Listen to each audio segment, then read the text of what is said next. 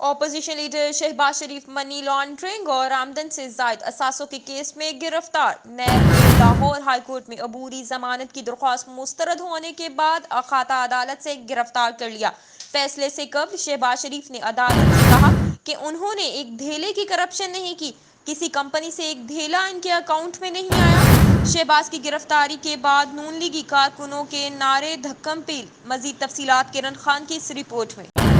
مسلم league نون کے صدر شہباز شریف کے خلاف آمدن سے زائد اثاثوں اور منی لانڈرنگ کے کیس میں نیا موڑ آ گیا۔ لاہور ہائی کورٹ نے عبوری ضمانت کی درخواست خارج کر دی۔ نیب نے ایک بار پھر شہباز شریف کو دھر لیا۔ لاہور ہائی کورٹ میں شہباز شریف کی عبوری ضمانت کی درخواست کی سماعت جسٹس سردار احمد نعیم اور جسٹس فاروق حیدر پر مشتمل دو رکنی بینچ نے کی۔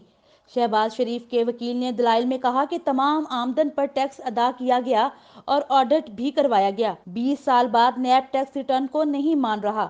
نیب 26 کروڑ روپے کا فرق نہیں نکال سکتا، اس لیے آمدن میں بھی نہیں مانتا۔ نیب پروسیکیوٹر نے دلائل دیے، شہباز شریف اور ان کے اہل خانہ نے جی این سی اور گڈ نیچر کمپنی کے ذریعے 1 ارب 80 کروڑ روپے کی منی لانڈرنگ کی۔ 12 کروڑ 40 لاکھ کی آمدن ظاہر کی گئی مگر اس کا ذریعہ نہیں بتایا گیا۔ شہباز شریف خاندان نے 7 کروڑ 80 لاکھ کی زرعی آمدنی کا دعویٰ بھی کیا، جبکہ 2008 میں یہ آمدنی محض 1 کروڑ 40 لاکھ روپے تھی۔ نیب پروسیکیوٹر نے کہا کہ شہباز شریف کی مطابق غیر ملکی فلیٹس قرض لے کر بنائے گئے مگر ان کی کوئی دستاویزات فراہم نہیں کر سکے۔ فریقین کے دلائل مکمل ہونے پر عدالت نے وقفہ لیا، جس کے کچھ دیر بعد سنائے گئے فیصلے میں عدالت نے شہباز شریف کی ضمانت درخواست مسترد کر دی۔ کمرہ عدالت میں موجود نیب ٹیم نے شہباز شریف کو گرفتار کر لیا اور سخت سیکیورٹی میں نیب حوالات منتقل کر دیا۔ ذرائع کے مطابق شہباز شریف کو نیب کے لاہور ہیڈ کوارٹر میں پہنچا کر ان کا طبی معائنہ مکمل کر لیا گیا ہے۔ شہباز شریف کو جسمانی ریمانڈ کے لیے کل لاہور کے احتساب عدالت میں پیش کیا جائے گا۔ Kiran Rabab Khan, green TV Lahore, Lahore.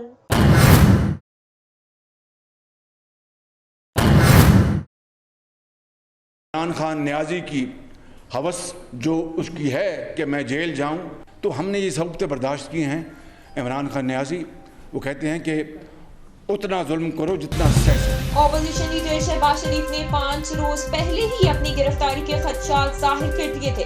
شہباز شریف کا کہنا تھا کہ عمران خان کی خواہش ہے کہ وہ گرفتار ہوں۔ عمران خان کو اتنا ہی ظلم کرنا چاہیے جتنا وہ سہ سکیں۔ شہباز شریف کو جس چیز کی سزا آج ملی، اس کی وجہ یہ ہے کہ شہباز شریف نے سر توڑ کوششوں کے باوجود اپنے بھائی کا ساتھ نہیں چھوڑا۔ شین میں سے نون نکالنے والے اور نون میں سے شین نکالنے والے یا میم نکالنے والے، یہ ان کی اپنی چیخیں نکل گئی ہیں، کیونکہ نون میں سے شین نہیں نکلی، شین میں سے نون نہیں نکلے گی، کیونکہ نون اور شین جو ہے وہ یوں ہے۔ شہباز شریف کو بھائی کا ساتھ دینے پر گرفتار کیا گیا۔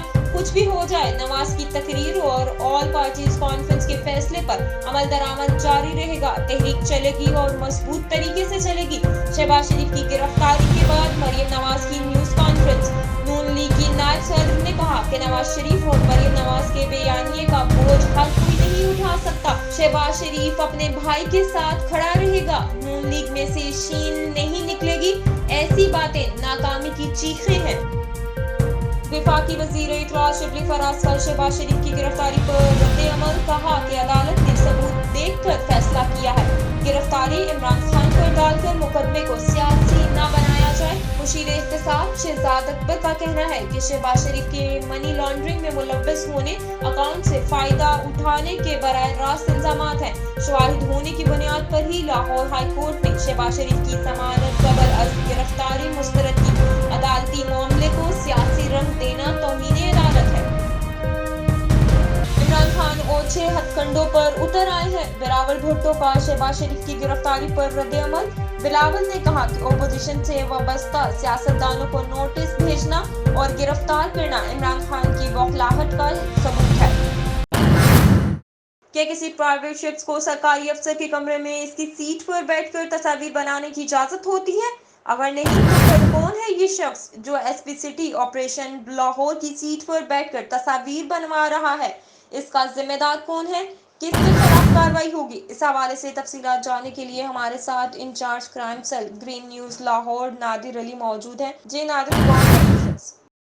جی بالکل، صحافت ایک پیغمبری شیوا ہے جو کہ حالات کے اتار چڑھاؤ کو بالائے طاق رکھتے ہوئے حق سچ کی آواز کو ان اعلیٰ ایوانوں تک پہنچاتا ہے جہاں ایک عام آدمی کی آواز پہنچنا ناممکن ہوتی ہے، اور اس مقدس پیشے کا حصہ ایک باضمیر، ایماندار، نڈر اور مالی دنیاوی مقاصد کے لیے ضمیر کا سودا نہ کرنے والا شخص ہی بن سکتا ہے۔ لیکن اگر آج کے صحافتی حلقے کی بات کی جائے تو صحافت کا تقدس تو درکنار، سنجیدہ صحافیوں کی تعداد انتہائی کم دکھائی دیتی ہے۔ اس طرح کی حرکت گزشتہ دنوں ایک نجی ٹی وی چینل کے خود ساختہ کرائم رپورٹر وسیم نے اس وقت کی جب اس نے ایس پی سٹی آپریشنز تصور اقبال کے کمرے میں ان کی سرکاری کرسی پر براجماں ہو کر تصاویر اتروائیں اور سوشل میڈیا پر اپلوڈ کی۔ اور یہ بات یہیں پر ختم نہیں ہوتی، موصوف نے تھانہ داتا دربار کی سرکاری پولیس وین کے بونٹ پر چڑھ کر بھی تصاویر اتروائیں اور سوشل میڈیا پر اپلوڈ بھی کی ہیں۔ اس حوالے سے محکمہ پولیس اور دیگر قانون نافذ کرنے والے اداروں سمیت عوامی حلقوں میں صحافتی برادری کا انتہائی ایک منفی تاثر جو ہے وہ پایا جاتا ہے، اور مختلف عوامی و سماجی حلقوں میں اس رپورٹر کی غیر سنجیدہ اور غیر ذمہ دارانہ حرکت کے بعد شعبہ صحافت کو شدید تنقید کا نشانہ بنایا جا رہا ہے۔ حق سچ کی آواز بلند کرنے والے ہی اگر اونچی حرکتیں شروع کر دیں تو عوام کا آٹومیٹک اس شعبے سے وابستہ ہر بندے سے اعتماد اٹھ جانا کوئی تعجب کی بات نہیں ہے۔ اس حوالے سے اگر ایس پی سٹی آپریشنز کا کمرہ، کرسی اور تھانہ داتا دربار کی پولیس وین کے بونٹ پر بیٹھ کر تصاویر اتروانے کے حوالے سے محکمہ پولیس کی جانب سے بات کی جائے تو محکمانہ ذرائع کا کہنا ہے کہ اس واقعے کے ذمہ دار ایس پی سٹی آپریشنز کی غیر موجودگی میں ان کے کمرے کا دھیان رکھنے والے اردلی اور ایس ایچ او تھانہ داتا دربار اور گاڑی کے ڈرائیور اور تصویر میں دیکھے جانے والے پولیس ملازم کو قرار دیتے ہوئے اس واقعے کی جو ہے وہ تحقیقات شروع کر دی گئی ہیں، اور اس بات کو دیکھا جا رہا ہے کہ آیا کہ ایس پی کے غیر موجودگی میں اس کے کمرے اور اس کی کرسی کا کس طرح استعمال ہوا اور ملازمین نے اس کو کیسے رپورٹر کو کمرے کے اندر جانے کی اجازت دی، جبکہ دوسری جانب سرے بازار کھڑی ایک پولیس وین کے بونٹ کے اوپر ایک بندہ بیٹھ کے تصویر اتروا رہا ہے، اور اس وقت کیا ملازمین وہاں موجود نہ تھے، اور اگر تھے تو انہوں نے اس کو منع کیوں نہیں کیا۔ اس حوالے سے بھی محکمہ جو ہے وہ